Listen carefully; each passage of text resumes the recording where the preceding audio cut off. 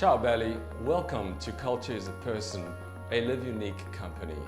My name is Lorenzo and I would like to take you on a journey of finding out how to create our own unique culture for whatever setting we find ourselves in, whether it's a business or a church, whether it's a not-for-profit or a sports team. I came to a point a few years ago when I began to realize that wherever I was, whatever my context was, right, there was one defining factor that seemed to determine whether a place was healthy or memorable, whether it was a church or a business, which have been my two main contexts.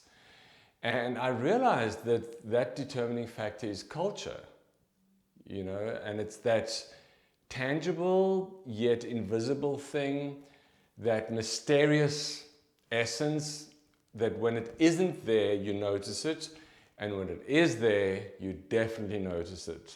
For example, my favorite store in the whole world is Trader Joe's. And for those of you who may be watching this from overseas and don't know that it's an American company, and they sell organic foods, very healthy foods. From when you walk into a Trader Joe's, the culture hits you like a wave. I don't know how many Trader Joe's I've been in where I've said to the person serving me, whoever trains you deserves a national award, because the culture is the same wherever the store is.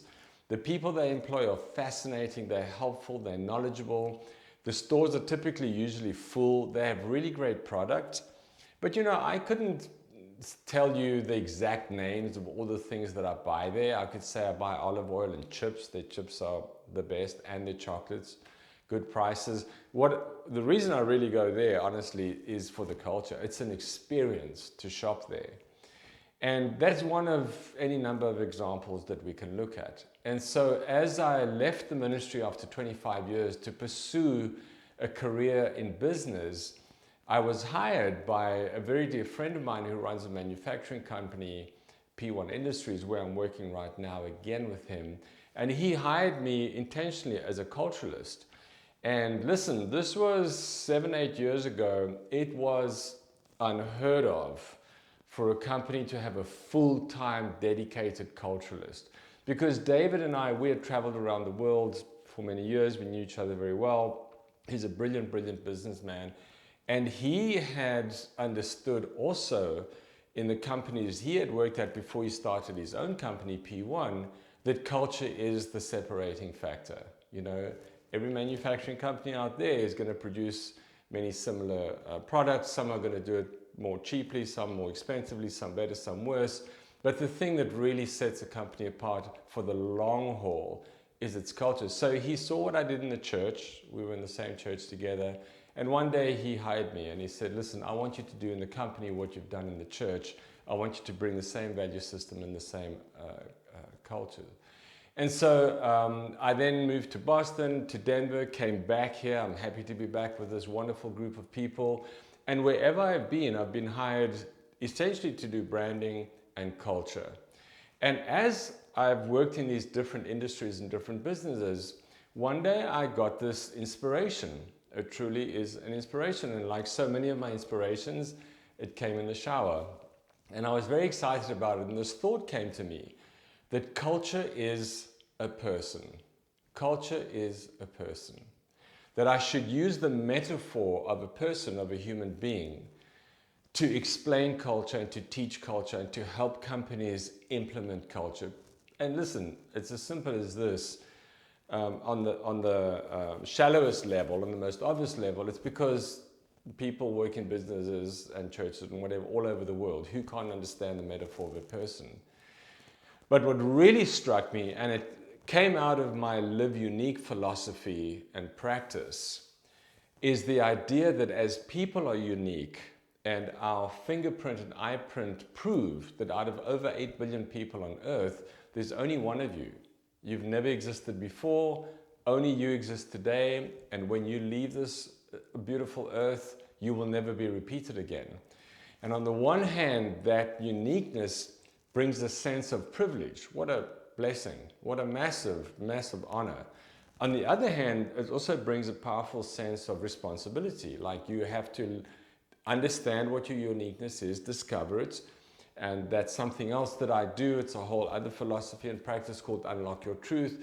You have to be able to answer two questions. Who must I be? What must I do out of my uniqueness? And that's going to inform your own personal culture. Anyway, all of this tied together, and one day it was just like the stars aligned, and it was like, dang it, culture is a person.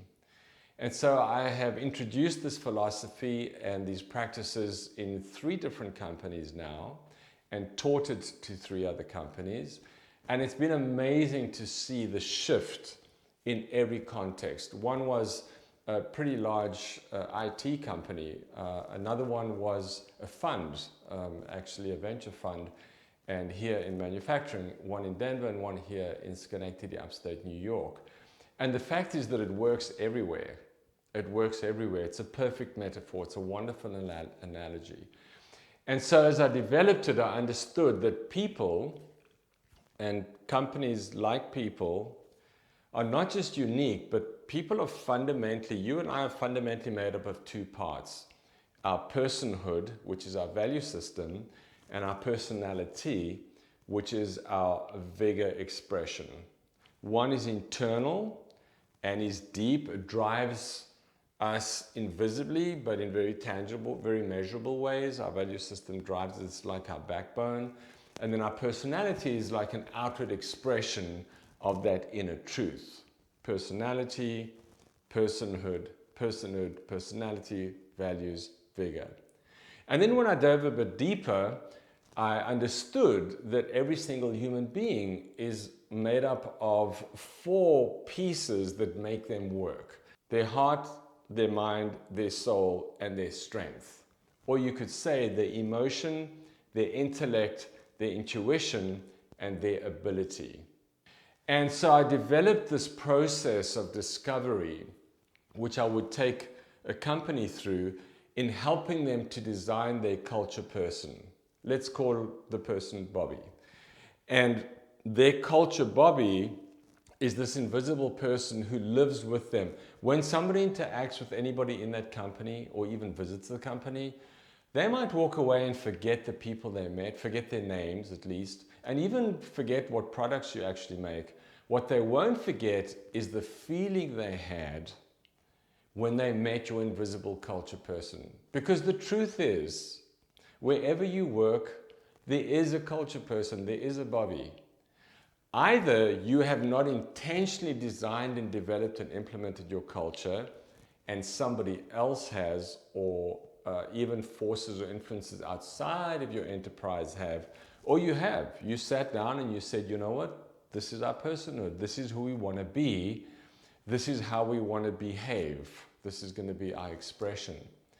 And so when you fuse all of these things together, personhood, personality, heart, mind, soul, strength, the good news is that you can design your culture person. And particularly if you're a startup, even if there's only 1 or 2 of you, even if it's just you, the founder, you know, as important as putting time and energy into your product and worrying about your marketing plan and strategy and how you're going to get the world to know about your product, I would argue that from the very beginning, you should be designing your culture person. You should be creating your Bobby. And if it sounds a little bit too abstract, let me help you see how you've done this anyway. If you have kids, or if you're in a larger family where maybe your brother or sister or cousins or whatever have children, if you've been anywhere near school, you know that parents are very intentional about the space that they design in their home in which they're going to raise their kids. Right from the beginning, kids hear things like, this family doesn't do that. This family does do this. That's culture. And again, you can either be doing it intentionally, you can be giving no attention to it, but there is a culture whether you like it or not. So the good news is that in the same way that, to take the kid analogy further, you know, you make sure that the child is well fed, that they sleep the amount of hours they should, you give them a good education, you teach them manners, You teach them by your own example how to interact with their friends and with the world around them. You prepare them to become an adult.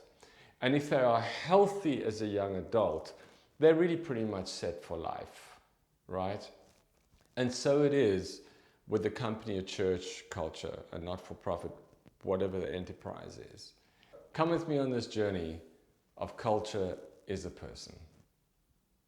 Heart, emotions. 80% of the decisions we make are motivated by our emotions. So when it comes to culture, emotional intelligence is key to building a balanced, committed community. It's important for your team to have their heart in their work. Mind, intellect. What we believe shapes how we behave, and our behavior shapes who we become. Because culture is a person, we're intentional about our beliefs. These are our values, which form the foundation of everything we say and do. Soul, intuition. If culture is a person, then our culture must have soul. We like to think of it as intuition, that invisible yet tangible piece of a company that you sense more than see, that you feel more than touch, the piece which often leaves a lasting impression. Strength, ability. As humans, we each have an inner strength enabling us to accomplish our dreams and goals. Companies also have a certain measure for achievement. Our best version is either motivated and empowered or shackled by our culture.